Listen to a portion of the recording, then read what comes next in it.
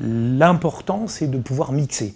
Mixer des jeunes générations, des gens qui arrivent avec une vision nouvelle, avec des technologies nouvelles, et puis des gens qui ont basé et qui basent aujourd'hui leur expérience sur le passé, sur le vécu. Et ce qui fait cette richesse, c'est quand on les met ensemble. Donc non seulement c'est une bonne chose, mais on cherche à la voir, hein, on cherche à la faire vivre. On travaille beaucoup sur cet intergénérationnel à travers un certain nombre d'initiatives. Alors, il y a des initiatives extrêmement simples. Alors on appelle ça le get to know.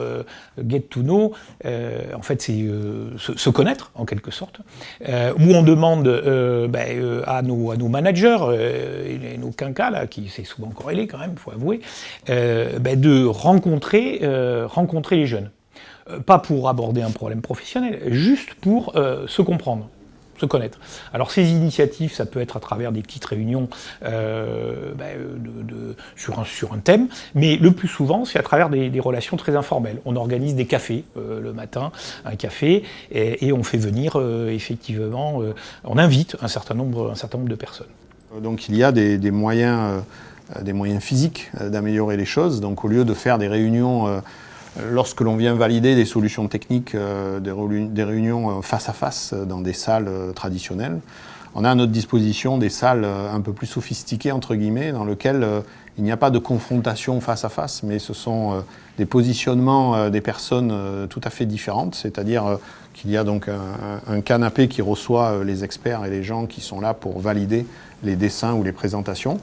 Et puis donc les personnes qui présentent sont à l'arrière de ce dispositif, ce qui permet d'avoir moins de confrontations, je dirais, visuelles et physiques, mais beaucoup plus un échange au travers de la présentation qui est faite. Cet outil, qui est donc une simple salle avec un aménagement particulier, nous permet d'avoir beaucoup plus d'échanges et d'améliorer beaucoup les choses dans le relationnel qu'il y a entre les générations d'experts, je dirais, et les nouvelles générations. L'avantage aussi des jeunes que nous avons aujourd'hui, c'est qu'ils évoluent très très très vite sur le numérique. On sent vraiment que c'est quelque chose qui leur correspond vraiment. Bien sûr, ils ont aujourd'hui des portables, des PC, ils ont tout ce monde de digitalisation qui tourne autour d'eux, mais ils évoluent très très vite. Et aujourd'hui, dans la formation de mes jeunes, ils ont quand même un passage, dans les 2 ans de formation, ils ont un passage obligatoire, je dirais, sur la formation sur machine traditionnelle. Donc on leur impose un programme de 5 mois de formation sur du traditionnel. Donc ils évoluent sur des machines simples, mais vieilles. C'est effectivement plus facile d'avoir appris sur les anciennes machines pour comprendre vraiment ce que l'on faisait. Et aujourd'hui, les machines sont toutes automatisées, on comprend moins, il y a moins de choses physiques que l'on voit. Et travailler avec des anciens m'a permis d'apprendre vraiment les bases et d'être bien formé, car il n'y a pas de formation en école pour ces métiers-là. C'est appris sur le tas, sur la machine. Donc les anciens ont les meilleures connaissances et apprendre avec eux, c'est vraiment un point positif. Le passage sur un pôle d'apprentissage avec des moyens simples sert à ça. Il faut comprendre ce qui se passe. Il faut comprendre pourquoi ça sent le chaud, pourquoi ça fait du bruit, pourquoi ça vibre, pourquoi ma pièce n'est pas bonne, pourquoi il y a plein de choses que doit savoir impérativement l'apprenti avant d'évoluer sur le numérique. Le numérique, ce n'est pas un problème. Tous nos jeunes ont la capacité intellectuelle, il n'y a pas de problème, ils savent programmer, ils vont très très vite, ça c'est sûr. Par contre, si vous n'avez pas appris les basiques, ça devient problématique.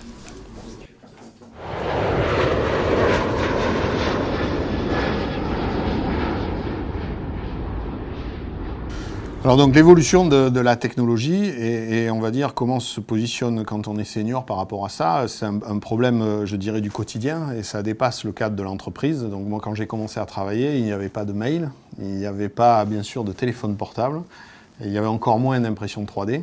Donc je dirais que c'est une volonté d'abord personnelle de se tenir à la page. On a la chance dans l'entreprise, en particulier Airbus Group, d'avoir une volonté, une dynamique particulière sur la formation qui permet d'avoir évidemment la possibilité de garder et d'être à la page sur le plan technique. Et je pense qu'il n'y a pas de vrai fossé entre les nouvelles générations et les anciennes, dans la mesure où les anciennes se mettent à la page.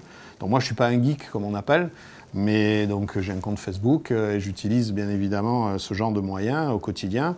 Et je travaille sur des projets qui ont pour but de déployer par exemple l'impression 3D au sein du bureau d'études. Donc la différence, je dirais l'écart n'est pas forcément dû aux nouvelles technologies. Cette avancée, elle est immuable et je dirais qu'on la traverse même chez nous sur le plan personnel. Elle est plus dans le comportement que l'on peut avoir face à l'entreprise. Donc il y a quelques années, il y a 30 ans, quand on rentrait chez Aérospatiale, c'était pour un ingénieur, c'était un peu le Graal, c'était un petit peu l'aboutissement et on va dire le choix du roi. Aujourd'hui, les jeunes qui rentrent chez Airbus Hélicoptère, rentrent dans une entreprise comme une autre, sont pas tellement sûrs d'y rester toute leur carrière et je dirais font jouer la concurrence de manière beaucoup plus régulière que nous. Donc c'est plus, l'écart est plus dans cette position-là que vraiment sur le plan technique et technologique. Aujourd'hui, il faut comprendre que la nouvelle génération, les jeunes qui arrivent, ont une relation au travail qui est un peu différente. Elle est différente parce qu'ils revendiquent une relation au travail beaucoup plus équilibrée. C'est-à-dire que je suis bien au travail si j'arrive aussi à me réaliser. Donc je cherche davantage un équilibre travail et vie personnelle. Et puis chez les seniors, c'est les convaincre que quelque part, donner leur savoir, c'est préparer le futur et quelque part, c'est pas les menacer eux. Il est évident que lorsqu'on est, comme moi, plutôt en fin de carrière qu'en début, c'est intéressant de savoir qu'on peut trouver une place pour s'exprimer, pour bien évidemment aider la communauté. C'est exactement ce que j'aspire à faire. Et ça permet, à mon niveau, de pouvoir utiliser toute ma compétence et mon expérience au service de l'entreprise. On apprend toujours des choses. Ah non, mais après, oui, bien sûr, être tuteur, on apprend des choses, oui. On apprend à se remettre en question des fois. Donc c'est important, ça. Parce qu'on n'a pas toujours raison non plus. Sur la pédagogie, je parle beaucoup, là, plus que sur la technique. Parce que c'est pas toujours facile, hein. La communication avec quelqu'un qui a 20 ans et quelqu'un qui a 40 ans, c'est pas forcément la même. Hein. Donc, et c'est normal, c'est normal. À l'âge de mon fils ou de ma fille, et voilà, et j'y parle pas hier, c'est pas pareil, quoi. Des fois on ne veut pas passer pour des vieux, donc on fait attention, il faut rester un peu rester un peu dans le... Non, mais c'est intéressant. Apprendre la technique, franchement, je pense pas. Apprendre la communication, pouvoir transmettre, oui, mais apprendre de la technique, je pense pas. Victoria, elle n'est pas là pour m'apprendre la technique de mon boulot. Elle pourrait, hein, ça ne me dérange pas. Elle le ferait, ça ne me choquerait pas. Hein. Mais ce n'est pas son but aujourd'hui. Plus tard, j'espère qu'elle prendra la place et puis que si ça intéresse, qu'elle restera là, qu'elle prendra la place parce qu'il faut que la roue... Et puis peut-être que plus tard, elle formera des apprentis, elle fera autre chose.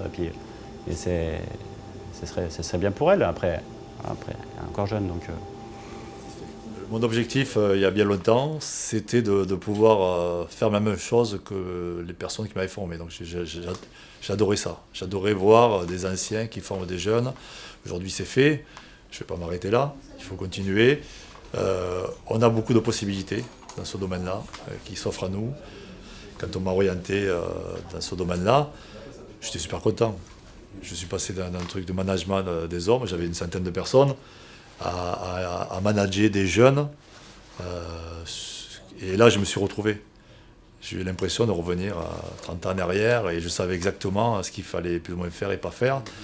Et avec Jean-José, qui est le formateur, on est assez fiers des résultats parce que je pense qu'on a la bonne formule pour l'instant. Cet apport mutuel, grâce à ces nouvelles technologies, il est très important. C'est vrai que je me projette 30 ans en arrière, les jeunes avaient certainement moins de levier pour générer l'intérêt et la focalisation et l'échange. Aujourd'hui, c'est vrai que c'est un vrai levier pour cette nouvelle génération par rapport à nous, pour nous apporter quelque chose et du coup créer une espèce d'intérêt commun à fonctionner ensemble. L'innovation faisant partie de l'ADN d'Airbus, c'est quelque chose qu'il faut absolument développer. Et je crois que les idées nouvelles confrontées à de l'expérience permettent de valider des concepts et d'avoir des résultats très performants. on essaye de suivre le mouvement. Et c'est ce qui donne aussi cette dynamique. Je pense qu'on on côtoierait pas, moi dans mes équipes, tout proche de moi, j'ai un certain nombre de jeunes, et c'est certainement grâce à eux que j'arrive à trouver de l'intérêt à ces nouvelles technologies, à en comprendre le fonctionnement, et aller encore plus loin. C'est indéniable que ils sont clairement pour moi un moteur, et je suis certainement clairement pour eux aussi une espèce de référence qui vient leur permettre de tester un certain nombre de choses.